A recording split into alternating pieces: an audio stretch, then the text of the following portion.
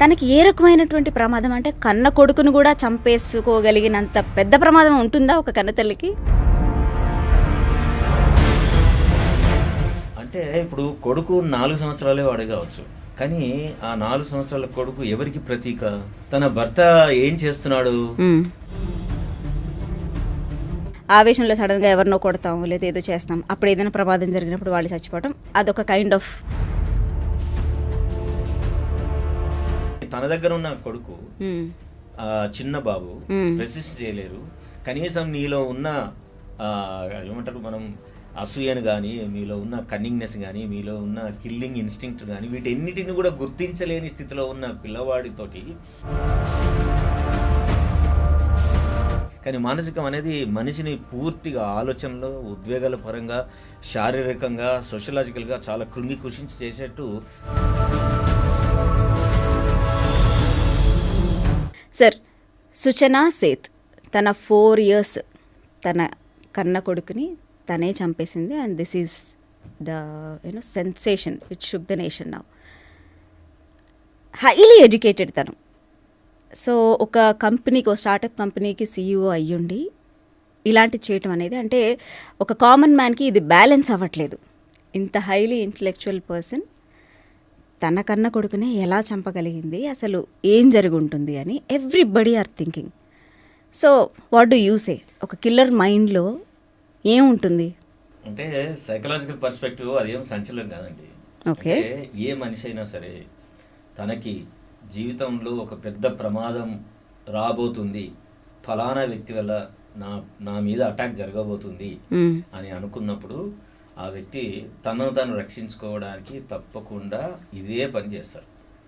ఎదురు వాళ్ళు నేనేం చదువుకున్నాను, నా డిగ్రీలు ఏంటి, నేను ఎంత గొప్ప కంపెనీ రన్ చేస్తున్నాను, నా చదువులు ఏంటి, నేను ఎంత డబ్బు కలిగి ఉన్నాను, నేను ఏ స్థానంలో ఉన్నాను, ఇవేవి కూడా ఆ వ్యక్తికి సంబంధించి కనపడవు, ఏవి స్ఫురణలోకి రావు. తనను తాను రక్షించుకోవాలి, తన మీద జరుగుతున్న అటాక్ని ఎలాగైనా సరే దాని నుంచి తప్పించుకొని నన్ను నేను క్షేమంగా ఉంచుకోవాలనే ఒకే ఒక ఆలోచన. టోటల్గా ప్యూర్గా ఒక ప్రాణి భయంతో ఏ రకంగా అయితే రెస్పాండ్ అవుతుందో, ప్రమాదంలో ఉన్న వాళ్ళందరూ కూడా అట్లే రెస్పాండ్ అవుతారు. సుచనా సేత్ అనే ఒక స్త్రీ కూడా అలాగే రియాక్ట్ అయ్యి తన కొడుకును చంపింది. ఓకే, ప్రమాదం అంటున్నారు. తనకి ఏ రకమైనటువంటి ప్రమాదం అంటే కన్న కొడుకును కూడా చంపేసుకోగలిగినంత పెద్ద ప్రమాదం ఉంటుందా ఒక కన్నతల్లికి? అంటే ఇప్పుడు కొడుకు 4 సంవత్సరాలే వాడే కావచ్చు, కానీ ఆ 4 సంవత్సరాల కొడుకు ఎవరికి ప్రతీక? తన భర్తకు ప్రతీక. తన భర్త ఏం చేస్తున్నాడు? తనని అవమానించి ఉండొచ్చు, తనను చాలా క్షోభ పెట్టి ఉండొచ్చు, తనను చాలా తులనాడి ఉండొచ్చు, తనను చాలా అవమానించవచ్చు. ఎన్నో రకాలైన ఇన్సల్ట్స్ని, ఎన్నో రకాలైన బాధల్ని, ఎన్నో రకాలైన వివక్షల్ని ఎదుర్కొన్న తర్వాత ఆ వ్యక్తి యొక్క స్టేట్ ఆఫ్ మైండ్ ఎట్లుంటుంది? ఆ వ్యక్తికి సంబంధించిన ఏ విషయమైనా సరే తనను మళ్ళీ అవమానించవచ్చు, తనను మళ్ళీ బాధ పెట్టచ్చు, తనను మళ్ళీ వివక్ష గురి చేయొచ్చు, తను మళ్ళీ ఏ రకమైన చాలా చాలా ఘోరమైన మానసిక స్థితికి దిగజార్చే పనులు ఏమైనా చేయించుండొచ్చు. అలాంటి స్థితిని మళ్ళీ నేను పోవడానికి నేను రెడీగా లేను అని అనుకున్నప్పుడు అవతల వ్యక్తులు కొడుక, కూతురా, భర్తన, తల్లి, తండ్రి, ఇవేవి కూడా ఆ ప్రాణికి గుర్తుండవు. ఆ ఫియర్ ఆఫ్ డెత్ నుంచి తప్పించుకోవడానికే అవతల వ్యక్తుల మీద చంపడం చేస్తారు. దేశాల మధ్య యుద్ధాలు జరిగిన ఇద్దరు వ్యక్తులు ఓలుకోలు ముఖముగా తెలియని వాళ్ళతోటి చంపిన ఇదే విషయం మనకు గుర్తుకొస్తుంది. ఇదే మనిషి చేసే పని. సరే, అంటే ఇప్పుడు ఒక ఫిట్ ఆఫ్ రేజ్, ఆవేశంలో కొన్ని పనులు చేసేస్తుంటాం. ఆవేశంలో సడన్గా ఎవరినో కొడతాం లేదా ఏదో చేస్తాం, అప్పుడు ఏదైనా ప్రమాదం జరిగినప్పుడు వాళ్ళు చచ్చిపోవటం, అదొక కైండ్ ఆఫ్ మన ఆగ్రహాన్ని వ్యక్తపరచడం.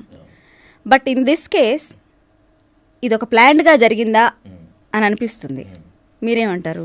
అంటే ఒక తన దగ్గరే ఉన్న కొడుకుని ప్లాన్డ్గా ఏముంది అన్న వేరే దగ్గర ఉంటే, లేదా ఆ వ్యక్తి పూర్తి స్థాయిలో విచక్షణతో ఉండి చదువుకునే వ్యక్తి ఒక అడల్ట్గా మారినాడు, లేదా అట్లీస్ట్ ఒక టీనేజర్గా ఉన్నాడు అంటే వాళ్ళ కోసం ప్లాన్ చేయొచ్చు. కానీ తన దగ్గర ఉన్న కొడుకు చిన్న బాబు రెసిస్ట్ చేయలేరు. కనీసం నీలో ఉన్న ఏమంటారు మనం అసూయను కానీ, మీలో ఉన్న కన్నింగ్నెస్ కానీ, మీలో ఉన్న కిల్లింగ్ ఇన్స్టింక్ట్ కానీ, వీటన్నిటిని కూడా గుర్తించలేని స్థితిలో ఉన్న పిల్లవాడితోటి ఈమె ఏం ప్లాన్ చేస్తుంది? ఈమె కనిపించింది ఏంటి? కోర్టు జనరల్గా భార్యాభర్తల మధ్య మన దగ్గరకు వచ్చే కేసులు కూడా పిల్లవాడు చిన్న ఉంటే తల్లి దగ్గర ఉంచాలనేది కోర్టు నిబంధన. రైట్. తండ్రి కూడా ఆ బాబును పాపను నాగర ఉంచుకుంటే నేను బాగా చూడగలుగుతాను, తల్లి సరిగా చూడదు, సరిగా కేర్ చేయదు, నర్చర్ చేయదు, వాడిని ఒక వ్యక్తిగా తీర్చిద్దే ఆలోచనలు తనకు అంతగా లేవు. ఇవన్నీ తండ్రి అనుకున్నప్పుడు పిల్లవాడు తల్లి దగ్గర ఉండడం సేఫ్ కాదు అని ఎప్పుడైతే తలుస్తాడో కోర్టు దగ్గరికి వెళ్ళి పిల్లవాడిని నాకు ఇవ్వమని కోరుతాడు. This is one way of looking at the things. రెండో థింగ్ ఏంటి? తల్లికి పిల్లవాడంటే వల్లమాలిన ప్రేమ, వల్లమాలిన అభిమానం, ప్రాణం పెడుతుంది పిల్లల మీద. కానీ ఆమె అంటే నాకు ఇష్టం లేదు, ఆమె ప్రవర్తన నాకు ఇష్టం లేదు, ఆమె ఎన్నో రకాల నన్ను ఇబ్బంది పెట్టింది. అలాంటి ఇబ్బందుల నుంచి నన్ను నేను రక్షించుకోవాలి, ఆమెను కూడా నేను శిక్షించాలి. ఏ రకంగా శిక్షించగలను? మేమిద్దరం సపరేట్ అయినాం, ఎట్లా శిక్షించగలను నేను? ఓకే. కానీ సమాజం దృష్టిలో నేను మంచి రోజుల్లో ఉన్నాను కాబట్టి నేను ఏ రకమైన దాడుల్లో చేయలేను, నాది నా అభిమతం కాదు. నేను ఏం చేయగలను? ఆమెను ఎట్లా బాధ పెట్టగలను? ఆమెను ఎట్లా శిక్షించగలను? ఆమెను ఎట్లా డే టు డే లైఫ్లో నిరంతరం కృషించిపోయేటట్టు నేను ఏం చేయగలను? సో దెన్ ఆమెకు సంబంధించిన వ్యక్తి ఎవరు? బాబు ఆరు పాప. సో ట్రిగర్ పాయింట్, దాని ట్రిగర్ పాయింట్ అది. దాన్ని సెపరేట్ చేసామనుకోండి, డెఫినెట్గా నేను ఏం అనాల్సిన అవసరం లేదు. నేను డెఫినెట్గా ఆమెను నేను శిక్షించవచ్చు. రైట్. ఫిజికల్గానే చేయక్కర్లేదు, ఏదైనా సరే మానసికంగా ఇంకా చాలా పవర్ఫుల్ కదా, చాలా బాధాకరంగా ఉంటుంది. మా శారీరకం అంటే ఏంది, కొన్ని రోజులు హాస్పిటల్ ఉంటే క్లియర్ అవుతుంది. కానీ మానసికం అనేది మనిషిని పూర్తిగా ఆలోచనలో, ఉద్వేగాల పరంగా, శారీరకంగా, సోషలాజికల్గా చాలా కృషించి చేసేట్టు మానసికంగా దెబ్బ కొడితే మనిషికి ఎక్కువ దెబ్బ తగిలేందుకు ఎక్కువ అవకాశం ఉంటుంది. సో అట్లాంటి ప్లాన్లు చేసే వాళ్ళు ఉన్నప్పుడు యువతల వ్యక్తులు దాన్ని తీసుకోలేరు. అప్పుడు పిల్లవాడ అనే విషయం మర్చిపోయి, భర్త అనే విషయం కూడా మర్చిపోయి ఇద్దరు ఇండివిజువల్గానే కనబడతారు మనకు. ఈ మనిషి నాకు ఇంత ద్రోహం చేస్తున్నాడు, ఈ మనిషి నాకు ఇంత అన్యాయం చేస్తున్నాడు, ఈ మనిషి నన్ను కృషించేట్టు చేశాడు, నేను ఎంత చదువుకున్నాను, ఎంత గొప్ప స్థానంలో ఉన్నాను, ఎంత ఉన్నతమైన స్థితికి వెళ్ళగలిగాను, నేను అనుకుంటే ఎంత గొప్ప విజయాలు నేను సాధించగలను, అలాంటి స్టేజ్లో నుంచి నన్ను పూర్తిగా క్షీణంగా, హీనంగా నన్ను గ్రౌండ్ మీద తీసుకొచ్చాడు. ఇలాంటి వ్యక్తిని నేను ఎందుకు క్షమించాలి? ఇలాంటి వ్యక్తిని నేను ఎందుకు భరించాలి?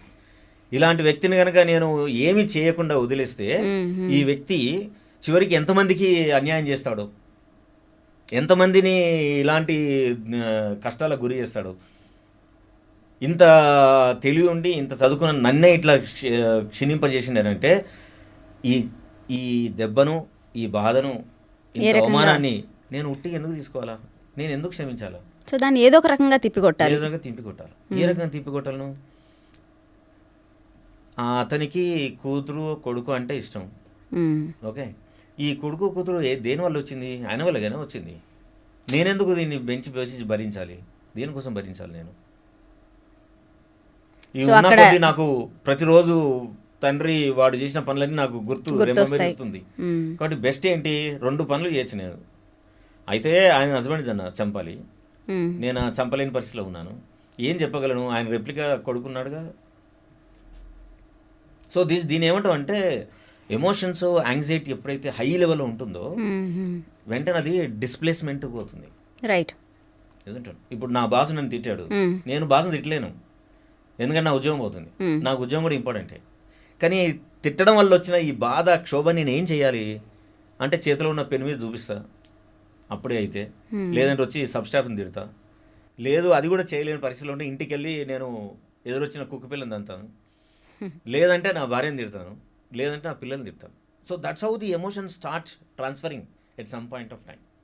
అంటే ఒక సమస్య వచ్చినప్పుడు, లేదంటే ఒక వ్యక్తి నుంచి మనకు ఒక హామ్ జరిగినప్పుడు యువతల ఇండివిజువల్ రియాక్ట్ అయ్యే విధానం ఒక్కొక్కరిది ఒక్కోలా ఉంటుంది.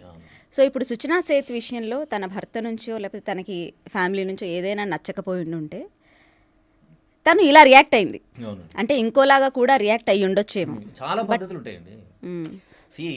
ఒక సంఘటన జరిగితే ఒకే విధంగా అందరు రియాక్ట్ గారు, రైట్? ఆ వ్యక్తి రియాక్షన్ దేని మీద బేస్ అయి ఉంటుంది? తన దగ్గర ఉన్న డేటాబేస్, అంటే మెమరీస్. తనకున్న మెమరీస్ ఎట్లా వచ్చి ఉంటాయి? తన ఎక్స్పీరియన్స్ వల్ల వచ్చి ఉండొచ్చు, తను చదివిన లిటరేచర్ వల్ల వచ్చి ఉండొచ్చు, తను చూస్తున్న విషయాలను బట్టి వచ్చి ఉండొచ్చు, రైట్? తన దగ్గర ఉన్న ఇన్ఫర్మేషన్ వల్ల ఉండవచ్చు, తను ఆల్రెడీ ఒక మానసిక వేదనలో ఉండి డిప్రెషన్లో ఉంటే కనుక ఈ ప్రపంచం అంతా చాలా నెగిటివ్గా కనిపిస్తుంది. రైట్. సో అలాంటి డేటాబేస్లోంచి ఇలాంటి కనుక సంఘటన జరిగితే ఇట్లే రియాక్ట్ అవుతారు. సో దాన్ని ఏమంటాం మనం, ఇట్లా వ్యక్తులను చంపడానికి ఉద్యుక్తమై ఎమోషన్ ఉన్న వ్యక్తులు మనం సైకోపథాలజీ అంటాం. అంటే వాళ్ళకి ఏదో ఒక పథాలజీ ఉంటుంది, అంటే మానసిక రుగ్మత ఉంటుంది. ఆ మానసిక రుగ్మతను వాళ్ళు ఇలాంటి నేరాలు, ఇలాంటి ఘోరాలు చేయించడానికి పురికొల్పుతుంది. రైట్. మనం అంతకుముందు మదనపల్లిలో ఒక ప్రొఫెసరు వాళ్ళిద్దరు కూతురుని ఫ్యామిలీ అంతా చంపేశారు. ఎందుకు చంపారు అని అంటే దేవుడు వస్తాడు అని. It's a psychotic condition. They are also very highly educated family, highly educated. ఎందుకు ఇలా జరుగుతుంది అంటే వాళ్ళకు మానసికంగా అనారోగ్యంగా ఉన్నారు అనే విషయం వాళ్ళకే తెలియనంత మానసిక రుగ్మతో బాధపడుతున్నారు వాళ్ళు. మన దేశంలో కానీ ఎక్కడైనా ప్రపంచంలో హత్యలు రావడము, ఆత్మహత్యలు చేసుకోవడం ఇవన్నీ క్షణికంలో జరిగేటి కావు. ఇవి చాలామంది అట్లా ఈ కవులు, రచయితలు ఎక్కువ మాట్లాడి వీటన్నిటికీ ఒక గమ్మత్తైన పబ్లిసిటీ ఇచ్చారు. ఏంటంటే ఆత్మహత్య చేసుకున్న వాళ్ళు మానసిక రుగ్మత క్షణికావశంలో చనిపోతారు. క్షణికావశంలో ఏదో జరగరండి. జస్ట్ హార్డ్లీ మొత్తం ప్రపంచం జరిగే ఆత్మహత్యలో 0.01% క్షణికావశంలో జరుగుతాయి. Okay. Majority of the suicides they are all planned. లెక్క ప్రకారం ఎట్లా చేస్తే బాగుంటుంది. So it has a process. It's a lengthy process. అందుకే కదా మనం పథాలజీ ఉంది అని అంటాం. అంటే వాళ్ళకు మానసిక రుగ్మతలు ఉంటాయి, మానసిక ఆరోగ్యం బాగుండదు. సో మానసిక ఆరోగ్యం బాగుండనప్పుడు బాగుండని ఆలోచనలే వస్తాయి, బాగుండని పనులే చేస్తాం, బాగుండని పద్ధతులే పాటిస్తాం, బాగుండని విధంగానే మనం ప్రవర్తిస్తాం. ఇది ఆ మానసిక అనారోగ్యంలోంచి ఆమె రెస్పాండ్ అయ్యి ఆ విధంగా చేసింది. సార్, ఇప్పుడు ఈ సుచనా సేత్ విషయంలోనే అంటే తను చేసింది తప్ప ఒప్ప అంటే డెఫినెట్లీ ప్రజలందరూ కూడా దీన్ని జడ్జ్ చేస్తూ ఉంటారు. అంటే ఎవరికున్న ఎక్స్పీరియన్సెస్ని బట్టి వాళ్ళు సుచనా సేత్ అంటే ఇప్పుడు వన్ ఆఫ్ అవర్ ఫ్రెండ్స్ తను ఏం చెప్పిందంటే ఈ ఇన్సిడెంట్ జరగగానే అందరం షాక్ అయ్యాం. తను చెప్పింది ఏంటంటే ఏమో తను what she must be going through, అసలు ఆవిడకి ఎంత కష్టం ఉందో అని అనగానే ఓకే ఫైన్ ఇలా ఆలోచిస్తూ ఉంటారు. అంటే ఎవరి పరిస్థితుల్ని బట్టి, ఎవరి ఆందోళన బట్టి, వాళ్ళ పరిస్థితుల్ని బట్టి డెఫినెట్లీ ఒక్కొక్కరు ఒక్కొక్కలాగా ఆలోచించే విధానం ఉంటుంది. సుచనా సేత్ విషయంలో ఇప్పుడు మీరు ఏం చెప్తారంటే తను చేసింది తప్ప ఒప్ప అంటే దానికి మీరు ఎట్లాంటి జస్టిఫికేషన్ ఇస్తారు? మనము సోషలాజికల్ ఆస్పెక్ట్లో, న్యాచురలిస్టిక్ ఆస్పెక్ట్లో చూస్తే ఇది తప్పని అంటాం మనం. ఎందుకంటే ఎవరికి కూడా ఇంకో ప్రాణం తీసే హక్కు లేదు కదా, మనం చట్టానికే లేదంటున్నాం. రైట్. అట్లాంటి ఒక మనిషి ఇంకో మనిషి ప్రాణం తీయడానికి హక్కు ఉంటుంది? కూతురే కొడుకే అయి ఉండొచ్చు కాక. సో డెఫినెట్గా తప్పే అంటాం. కానీ ఏ మానసిక స్థితిలో ఆమె ఇలాంటి ఘోరాన్ని చేసి ఉంటుంది, ఆ మానసికకి దారి తీసిన పరిస్థితులు ఏంటి, ఆ మానసికకి అలా రావడానికి ప్రేరేపించిన వ్యక్తులు ఎవరు, ఇవి కదా మనం చూడాల్సింది కదా. సో మనకున్న నేచర్ ప్రకారం మనుషులందరికీ ఏ విషయమైనా సరే వెంటనే జడ్జ్ చేయడం అలవాటు కదా. ఎందుకంటే ఆలోచించడం కష్టం కాబట్టి జడ్జ్ చేస్తాం, ఈజీ టు జడ్జ్ కదా. సో అలా జడ్జ్ చేసేసి మన వ్యక్తిని పూర్తిగా నిందలేయడం, దానివల్ల మనకు చాలా సంతోషంగా ఉంటుంది. మనం కూడా ఒక తప్పు జరిగిన పనిని తప్పుగా మాట్లాడామని, తప్పు అనే మనం గుర్తించాము, తప్పుగానే అంటున్నామని. రైట్. కానీ నిజంగానే ఏ వ్యక్తి మనం దాన్ని ఎట్లా ఆలోచించాలంటే, నిజంగానే తన కన్న కూతురు కన్న కొడుకుని ఎందుకు చంపుతుంటుంది? ఎవరైనా చంపుకుంటారా? క్రూరముగాలు తప్ప, ఆకలేసినప్పుడు తప్ప చరిత్రలో, నేచర్లో ఎక్కడ కూడా పిల్లల్ని చంపిన దాఖలాలు లేవు కదా. రైట్. సో నేచురలిస్ట్ చూసినా కూడా అది నిజంగానే లోక విరుద్ధం. కరెక్ట్. కానీ మరి ఈ విషయంలో ఈ అమ్మాయి ఇంత హైలీ క్వాలిఫైడ్ అయిన అమ్మాయి ఎందుకు చంపింది? ఇది కదా మనం వేసుకోవాల్సింది. రైట్. రాగానే మనకు ట్యాగ్ లైన్లు వేసి మొత్తం బ్రాండ్ వేసేసి ముద్రేసి అనడం కంటే అలాంటి దారుణమైన పరిస్థితికి ఆ అమ్మాయి ఎందుకు దిగజారింది, ఏ వ్యక్తులు, ఏ పరిస్థితులు, ఏ విషయాలు కారణమయ్యాయి. రైట్. ఇట్లా చూస్తే మనం ఇంకొకటి కూడా ప్రశ్నించుకోవాల్సి వస్తుంది ఈ విషయం లోపల. ఏంటంటే మన వివాహ వ్యవస్థ ఎంత దుర్భరంగా మారిపోయిందంటే, అవతల వ్యక్తులను మన చాయిస్ కాదా అవునా చూజ్ చేసుకునే శక్తులు మనకు లేవు. అలా చూజ్ చేసుకునే ప్రాసెస్ ఇచ్చే ఇన్స్టిట్యూషన్స్ మనకు లేవు. అయినా మన వివాహ వ్యవస్థ మనం హౌ టు చూస్ స్పౌస్ సంబంధించి మనం చాలా గొప్పగా మనం మాట్లాడుకుంటాం. యా. ఇలాంటి ఇన్సిడెంట్లు అన్నీ కూడా దాని విషపుత్రికలు ఇవన్నీ, ఈ సిచ్యువేషన్స్ అన్నీ కూడా. రైట్. సో మనం ఏమి ఫీడ్బ్యాక్ తీసుకోవాలి దీని నుంచి అంటే, వివాహం చేసుకునే ముందు, భార్యాభర్తలుగా మారే ముందు, ప్రేమికులు కానివ్వండి, లేదు అరేంజ్ మ్యారేజ్లో చేసుకునే ఒక స్ట్రేంజర్స్ కానివ్వండి, రైట్, ఒక ట్రాన్స్పరెంట్ వాతావరణాన్ని మనం క్రియేట్ చేయాల్సిన అవసరం ఉంది అని ఇట్లాంటి సంఘటనలు మనకు పదే పదే చెప్తున్నాయి.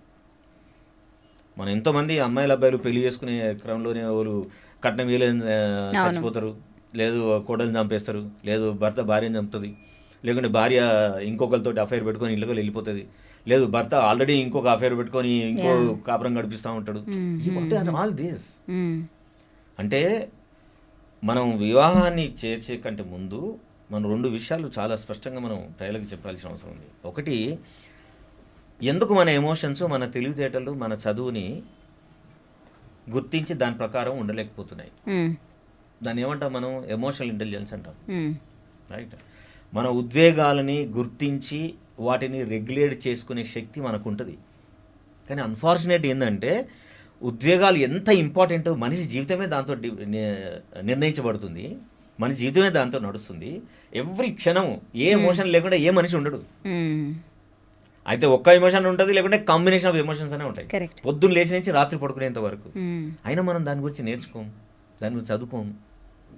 ఇప్పుడు సుచిత్ర సేన్ పరిస్థితి ఏంటి? ఆమె హార్వర్డ్లో చదివి ఉండొచ్చు కాక, ఏం చదువు ఉంటుంది? బిజినెస్ చదువు ఉంటుంది, ఇంజనీరింగ్ చదువు ఉంటుంది, టెక్నాలజీ చదువు ఉంటుంది, మేనేజ్మెంట్ ఆఫ్ ది మనీ చదివి ఉంటుంది. కానీ does she really learned how to manage emotions? Does she qualified in that? We definitely say no. They were not trained in how to organize their emotions. Sir, ఇప్పుడు Suchana Seth సరే ఆవేశంలో కావచ్చు, ప్లాన్డ్గా కావచ్చు, బాబుని చంపేసింది. వీళ్ళు రియలైజ్ అవుతారా కొన్ని రోజుల తర్వాత? మానసిక పరిస్థితి బెటర్ అయితే గిల్ట్ జనరేట్ అవుతుంది. Anybody, right. మానసిక స్థితి కనుక better కాలేదనుకోండి, they justify it. They justify it. Okay. So it is again, it comes back. It's again a cross thing. Comes back. ఇప్పుడు మనము హానర్ కిల్లింగ్స్ మీద చాలాసార్లు విన్నాం కదా. కూతురు ఎవరినో అబ్బాయిని ప్రేమించింది, లేదు ఫోన్లో మాట్లాడుతుంది, చెప్పిన మాట వింటలేదు అంటే అని పిల్లల్ని చంపిన వాళ్ళు ఉన్నారు. తల్లిదండ్రులకు నిర్ణయానికి వ్యతిరేకంగా బయటికి వెళ్ళి అబ్బాయిని పెళ్లి చేసుకుంటే పాపను ఏం పర్లేదు మేము క్షమించేసిన పిలిచి వాళ్ళు ఉన్నారు. వాళ్ళ పరిస్థితి ఏంటండి? themselves 1 year జస్టిఫై చేస్తారు. అది సోషల్ యాక్సెప్టెన్స్ ఉంటుంది కొన్ని రోజుల వరకు. మంచి పని చేసినాం, ఇట్లాంటి అమ్మాయిలకి ఇట్లే జరగాలి, తల్లిదండ్రులు గారు మీరు మంచి పని చేసినారని ఆ కమ్యూనిటీకి సపోర్ట్ ఉన్న వాళ్ళు వాళ్ళు అంటారు. కానీ యూ హ్యావ్ యువర్ ఓన్ కాన్సెన్స్ కదా. మనిషికి అదే కదా గొప్పతనం జంతువు కంటే. జంతువు నుంచి మనిషిగా మారిన తర్వాత ఏమొచ్చింది అంటే, నీకు నువ్వే నిర్ణయించుకునే కొన్ని విషయాలు ఉంటాయి. నువ్వు చేసిన తప్ప రైటా, మోరలా ఇమ్మోరలా, జస్టిఫైడ్ నాట్ జస్టిఫైడ్. ఎన్ని రోజులు జస్టిఫై చేసుకుంటావు? కొన్ని రోజుల తర్వాత జస్టిఫై చేసుకుంటావు. ఆ తర్వాత you will get a stage, నిన్ను నువ్వు క్షమించుకోలేని పరిస్థితి వస్తుంది. Either they go to depression are they commit suicide. Definitely. ఎంత ఆవేశాలున్నా ఒక మనిషిని చంపే హక్కు మనకు లేదు. సో సుచనా సేత్ తన కన్న కొడుకుని చంపేశారు అంటే is she a criminal now? See in the eyes of law డెఫినెట్గా మనం క్రిమినల్ అంటాం, రైట్. కానీ క్రిమినల్ అని బ్రాండ్ చేసే కంటే ముందు మనం ఏం చేయాలంటే, ముందుగా ఆ అమ్మాయి యొక్క మానసిక స్థితి ఏంటో కనుక్కోవాలి. ఆమె మానసిక స్థితి కనుక నార్మల్ కనుక లేకుంటే మనం క్రిమినల్ అనలేము. చేసింది క్రిమినల్ పనే, కానీ ఆమెను క్రిమినల్గా మనం బ్రాండ్ చేయలేము, right. So in the law డెఫినెట్గా మనం క్రిమినల్ అంటాం, ఓకే. కానీ ఆమె నిజంగానే మానసిక స్థితి ఏంటో ఐడెంటిఫై చేస్తే డెఫినెట్గా ఆమె మానసిక రుగ్మత ఉందనే తెలుస్తుంది. లేకుండా అట్లా కూతుర్ని కొడుకుని హత్య చేయడం అంత సింపుల్ విషయం కాదు, అది ఇట్స్ నాట్ సింపుల్ విషయం. సో ఆ పర్టికులర్ టైం లోపల ఆమె ఎంత రేజ్లో ఉండుంటుంది, రైట్. అండ్ ఆ పర్టికులర్ టైంలో బాబును చూస్తే నా ఉద్దేశంలో డెఫినెట్గా వాళ్ళ హస్బెండే గుర్తుండేటప్పుడు, వాడిని చంపుతున్నా వాడిని శిక్షిస్తున్నా అనుకొని వాడిని చంపింటారు. సో మన నిజ జీవితంలో ఇది జరుగుతూ ఉంటాయి. మ్మ్. ఇప్పుడు ఇంట్లో అమ్మతోటి పిల్లలు పోట్లాడతారు, లేదు నాన్నతో పిల్లలు పోట్లాడతారు. పోట్లాడి కోపం వస్తుంది, పిల్లలు ఏం చేస్తారు, డోర్లు గట్టిగేసి వెళ్ళిపోతారు, చేతిలో ఫోన్ ఉంటే కిందికి కొడతారు. ఏంటి అది, what is that, what does it mean? Hmm. నువ్వు ఫోన్ కింద కొడుతున్నావు అంటే దేనికోసం కొడుతున్నావు అంటే you're replacing your father with a phone. నువ్వు ఫాదర్ను కొట్టలేవు కాబట్టి నువ్వు ఫోన్ కొడుతున్నావు. It's an expression of aggression, right. Right? దాన్ని మనం ఏమంటాం, డిస్ప్లేస్మెంట్ అంటాం. మ్మ్. ఎమోషన్కి ఆ లక్షణం ఉంది. నా ఎమోషన్ నీ మీద ఎక్స్ప్రెస్ చేస్తే నీ వల్ల నాకు ప్రమాదం ఉంటుందని నా మైండ్ పసిగడితే నేను నిన్ను ఒక ఆబ్జెక్టిఫై చేసుకొని ఆ ఆబ్జెక్ట్ని కొడతాను. ఎందుకంటే మనుషులు ఆబ్జెక్ట్ రిలేషన్షిప్స్ అంటే అదే.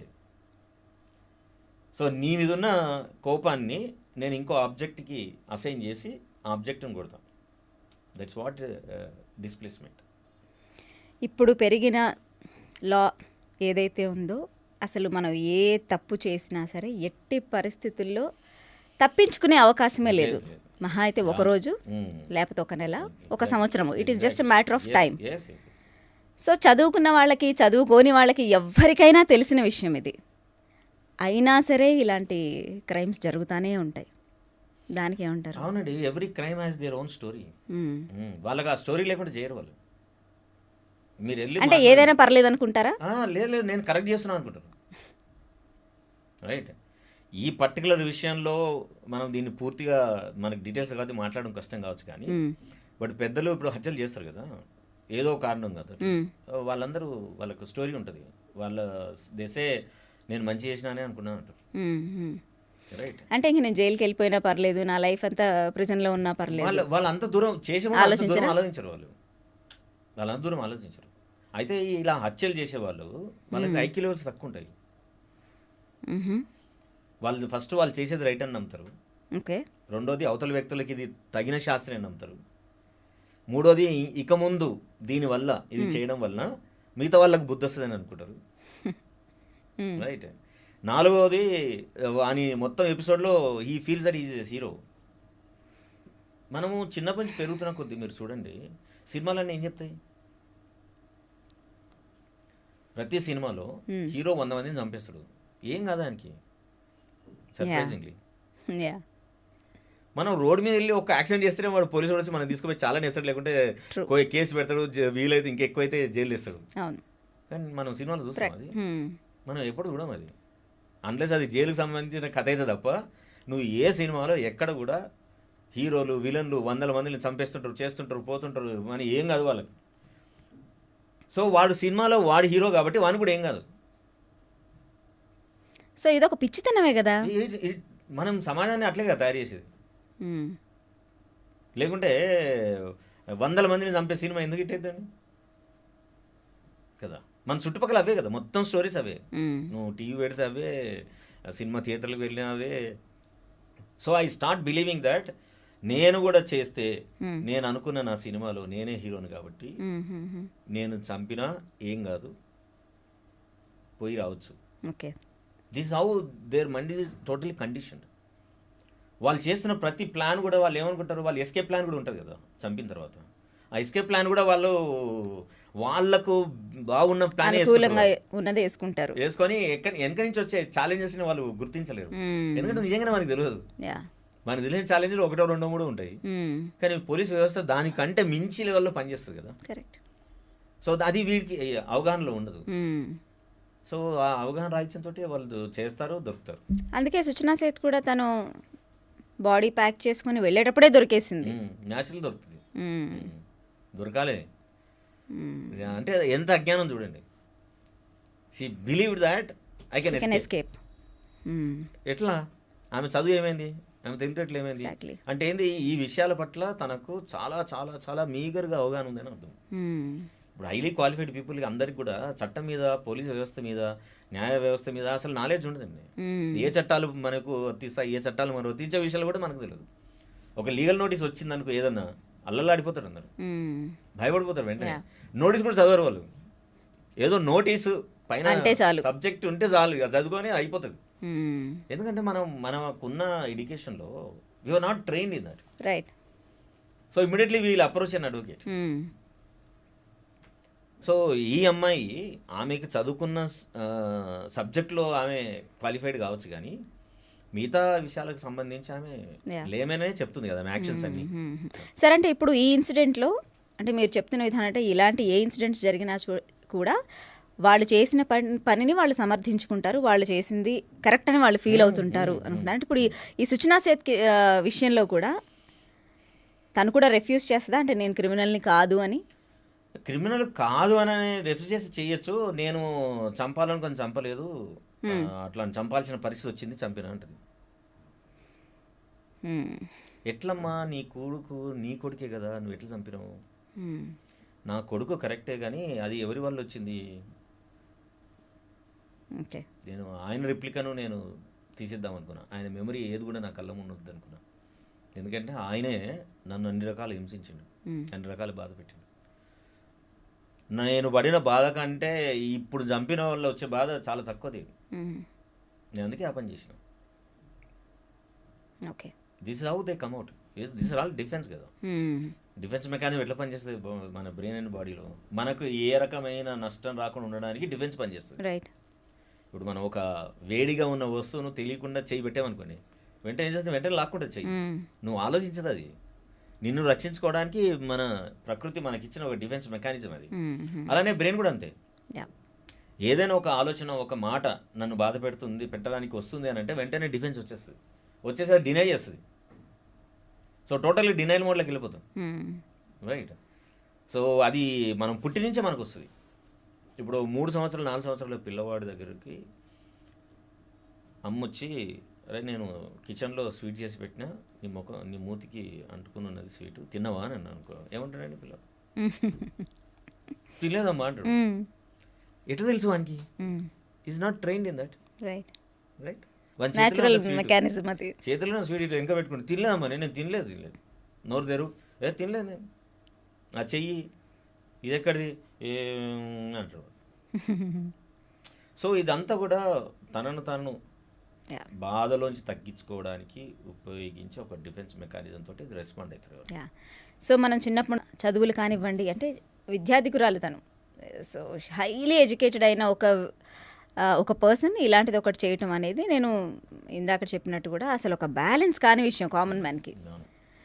సో మీరేమంటారు? చదివిన చదువులకి ఎమోషనల్ ఏమంటారు, బ్యాలెన్స్, ఇంటెలిజెన్స్కి సంబంధం లేదంటే మనం నేర్చుకోవాలి. మన ఎమోషనల్ ఇంటెలిజెన్స్ అనేది చాలా చాలా ముఖ్యమైన సంగతిని మనం ప్రజలందరికీ చెప్పాలి.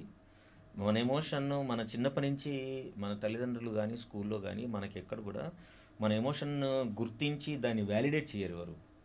దాన్ని స్నబ్ చేస్తాం, ఇగ్నోర్ చేస్తాం. రైట్. ఇంట్లో పిల్లలు ఏడుస్తారు, ఏడవద్దు అని అంటాం. ఓకే, కోపం వస్తుంది, ఏంది కోపం వస్తుంది, కోపం ఎందుకు ఎక్స్ప్రెస్ చేస్తున్నావు, కోపం తెచ్చుకోవద్దు నువ్వు. బాధ అవుతుంది, ఎందుకు ఇంత దానికి అంతెందుకు బాధపడుతున్నావు? రైట్. లేదు ఒకసారి చాలా సంతోషం పడిపోతుంది, ఇంతకి ఎక్సైట్ అవుతున్నావు, ఇంకేముంది అంత ఎక్సైట్ అవడానికి ఏముంది? So we're trying to snub every emotion experienced by the children. We think that emotion cannot be expressed. మీరు ఇటుపోతుంది మరి ఎక్స్ప్రెస్ చేయకుంటే. It is stuck in the body. Right. When it stucks ఏం చేస్తుంది ఎమోషన్, బాడీలో trap అయిపోయి it creates mental health issues. Okay. So ఇంట్లో పిల్లలకి కోపం వచ్చింది అనుకుందాం, చెప్పాలి, ఎక్స్ప్రెస్ చేయాలి. Okay. Emotions are for expression కదా. ఎమోషన్ అంటేనే అది. ఎమోషన్ అంటే ఏంది? ఈ అంటే energy, motion, energy in motion. Emotion ఏం చేస్తుంది మనిషిని? సో అంటే పిల్లలకి ఏదొచ్చినా సరే, అంటే మనం ఒక హెల్దీ సొసైటీని మనం నిర్మించాలనుకుంటే చిన్నప్పటి నుంచే అది ఇంట్లోనే రూట్స్ పడాలి అంటారు. సో బిడ్డల్ని మనం గైడ్ చేసేటప్పుడు మీరు ఏడుపు వస్తే ఏడవాలి, కోపం వస్తే కోపం, లేదంటే ఏ ఎక్స్ప్రెషన్ అయినా ఎక్స్ప్రెస్ చేయాలి అంటున్నారు. కానీ కోపం వచ్చినప్పుడు ఎన్ని రకాలుగా ఎక్స్ప్రెస్ చేస్తారు? చాలా మనకు తెలిసిన పద్ధతి ఏంది, కోపాన్ని ఎట్లా ఎక్స్ప్రెస్ చేయాలనేది మన తల్లిదండ్రులు చేసేదాన్ని పికప్ చేసుకుంటాం. ఓకే, మనం అనుకుంటాం అదే ఫైనల్, అదే రేషనల్ అనుకుంటాం, కానీ అవసరం లేదు. కోపం వచ్చినప్పుడు నువ్వు మౌనంగా ఉండొచ్చు, అదొక ఎక్స్ప్రెషన్. కోపంగా ఉన్నప్పుడు వెళ్ళి ఒక దగ్గర నిలబడొచ్చు, కోపం ఉన్నప్పుడు మంచినీళ్ళు తాగొచ్చు, కోపం ఉన్నప్పుడు పేపర్ మీద రాయొచ్చు. కోపం ఉన్నా అని చెప్పి అవతలలోకి చెప్పొచ్చు. ఓకే. అమ్మా నువ్వు ఇట్లా చేసినావు, నాకు చాలా కోపంగా ఉందమ్మా చెప్పొచ్చు. కోపం ఉంటే అరవడం ఎందుకు? ఓకే. కోపం అంటే కూడా అలా వస్తుంది. గైడ్ చేయాలా పిల్లల్ని? అట్లా గైడ్ చేయాలి కదా. కోపం వస్తే ఇదో ఇన్ని వేస్ ఉన్నాయి, ఇన్ని పద్ధతులు ఉన్నాయి, ఇలా వెంట అవుట్ చేయి. ఇది చేస్తే ఇవన్నీ ఆరోగ్యకరమైన పద్ధతులు. నాకు కోపం వస్తుంది, నేను రిమోట్ ఇసిరేస్తా. కోపం వస్తుంది, అమ్మ ఇంట్లో గంటలు ఇసిరేస్తుంది. కోపం వస్తుంది, నేను చేతిలో ఉన్న సెల్ ఫోన్ విసిరేస్తా. ఇవన్నీ ఎక్కడి నుంచి వచ్చినాయి? ఎవరు చెప్పారు నీకు విసిరేయాలని? నీ కాపీ. సో పెద్దవాళ్ళని చూసే నేర్చుకుంటారు న్యాచురల్ పిల్లలు. కదా. చిత్రం ఏంటంటే పెద్దవాళ్ళకి కూడా తెలియదు. రైట్. కోపాన్ని ఏ ఎమోషన్ అయినా సరే మనం రకాలుగా ఎక్స్ప్రెస్ చేయొచ్చు అనే సంగతి మనకు తెలియదు. ఎందుకంటే మనం ఎప్పుడు కూడా దాన్ని పట్టించుకోము. ఓకే. ఎప్పుడు కూడా మనం ఎమోషన్ సంబంధించి మనం నేర్చుకోవడానికి కూడా ప్రయత్నం చేయం. ఎంత క్వాలిఫై అయిన వాళ్ళు కూడా, majority of the people, not all, majority of the people డెఫినెట్గా ఎప్పుడు కూడా ఎమోషన్ని ఎట్లా అర్థం చేసుకోవాలి అనేది ఎప్పుడు ఎవరు చదవరు.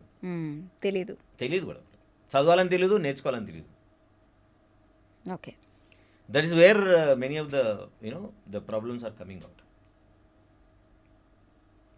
So whenever there is an emotion, you need to express and experience it. Why you should not experience it?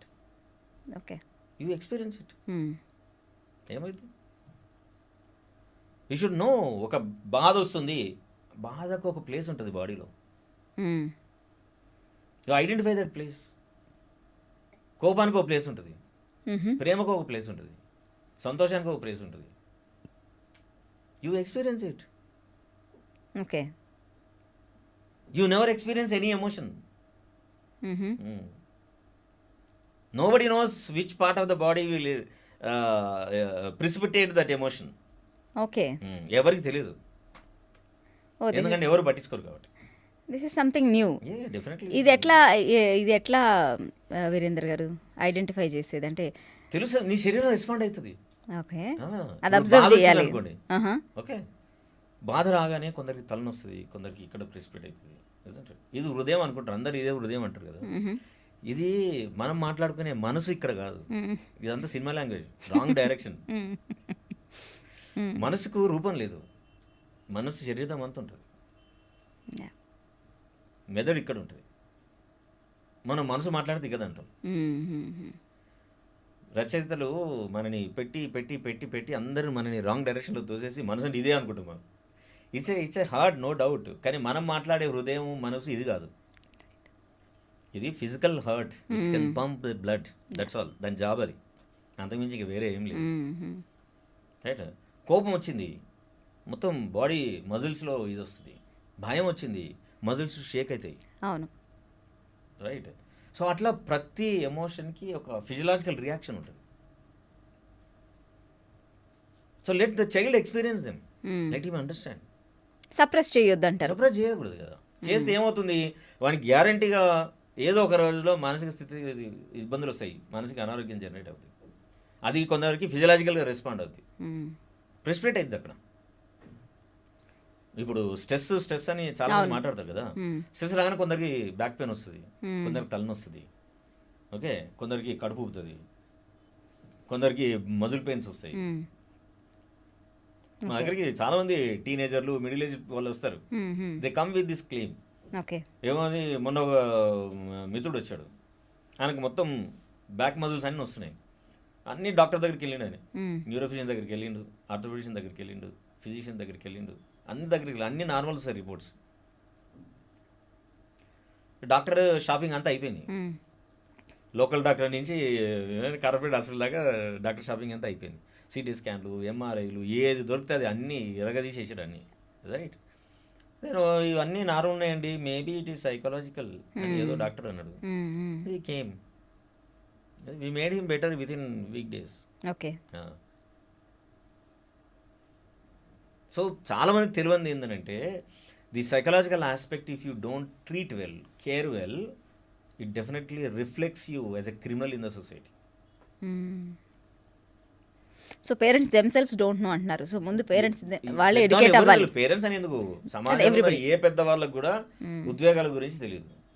ఉద్యమాలు ఎట్లా వస్తాయండి? ఎట్లా వచ్చింది? ఇప్పుడు తెలంగాణ ఉద్యమం వచ్చింది. how so many people could talk about only one issue. Hmm. That is the power, you can ignite. Yeah. Even in this generation also, still people respond. So ఎమోషన్కి అంత పవర్ ఉంటుంది.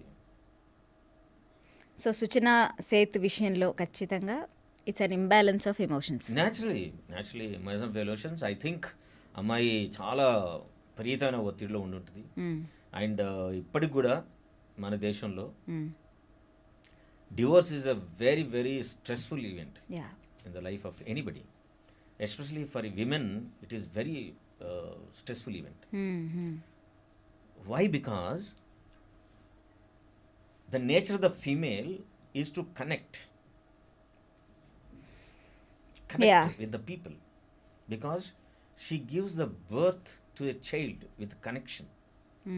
So her mind is always try to have connection. Male for separation. Okay, avuna? He wanted to be independent always. Okay. So the divorce will affect female more than the male. Okay. No doubt, as the society is evolving, right? The male-female understanding each other is also evolving. Males are becoming more and more, sensible, sensitive towards that. Male is, if he gets any problem, మీరు చూడండి ఏదైనా challenge వచ్చింది అనుకో, సమస్య వచ్చింది, ఇంట్లోనే వచ్చింది, భార్య భర్తలు ఉన్నారు, ఒక సమస్య వచ్చింది, భర్త ఏం చేస్తాడు, సమస్య గురించి వెళ్ళి ఆలోచిస్తూ ఉంటాడు. ఆయన రూమ్లో కూర్చుంటాడు, లేకుంటే నా చైర్లో కూర్చుంటాడు, లేకుంటే ఏదో చేస్తుంటాడు. భార్య వచ్చి పలికి ఏందండి అంత బాధ, నన్ను విసిగించకు, చిరాకు పెట్టకు, నీ పని నువ్వు చేసుకో, దగ్గర రాకు. This will make her feel terrible bad. Okay. అదే సమస్య స్త్రీకి వచ్చింది, ఏం చేస్తుంది స్త్రీ, ఎవరు దొరికితే వాళ్ళకి చెప్తుంది. ఫస్ట్ హస్బెండ్కి చెప్తుంది, తర్వాత వాళ్ళ అమ్మ నాన్నకి చెప్తుంది, పిల్లలు పెద్దలు అయితే వాళ్ళకి చెప్తుంది, ఇంటి పక్కల ఫ్రెండ్స్ అయితే వాళ్ళకి చెప్తుంది. Why? Because female want connection, she want to discuss, she want to do something for this and talk. First of all talk, తర్వాత చేస్తామా లేదా తర్వాత విషయం.